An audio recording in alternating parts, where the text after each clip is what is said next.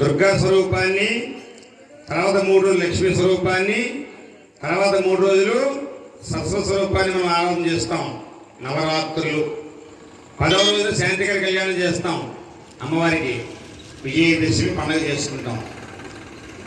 ఈ దేవీ నవరాత్రులు ఎంతకంత ప్రాముఖ్యం, ఎంతకంత విశిష్టత అనే కొన్ని విషయాలు మీకు మనం చేస్తున్నా. ఇప్పుడు అమ్మవారి వైభవం గురించి కొన్ని విషయాలు చెప్తాను. పోతన గారు భాగవతాన్ని ప్రారంభిస్తూ అంటారు, అమ్మలగన్నయమ్మ ముగ్గురమ్మల మూలపుటమ్మ చాలా పెద్దమ్మ, సురారులమ్మ కడుపారడి ఉచ్చినయమ్మ, తన్ను లోనమ్మిన వేల్పుటమ్మల మనంబుల నుండి అమ్మ దుర్గ మాయమ్మ, కృపాబ్ది ఈవుత మహత్వ కవిత్వ పటుత్వ సంపదల్ అంటారు. ఆ తల్లి అమ్మలగన్నయమ్మ ముగ్గురమ్మల మూలపుటమ్మ అంటే ఏంటి అర్థం?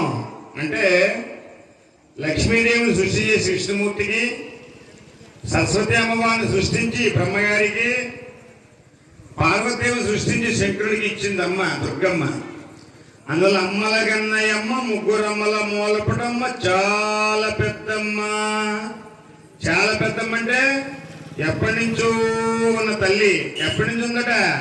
ఒక తారీఖు ఏమీ లేదు. ఆమె సనాతనురాలు. ఎప్పటి నుంచి ఉంది?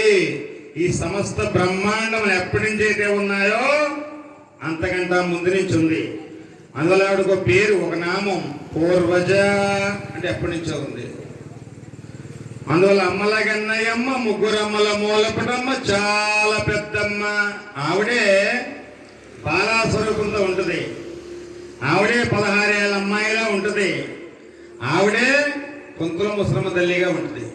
ఊరికి కూడా పొంతుల ముసలమ్మ తల్లి ఉంటుంది.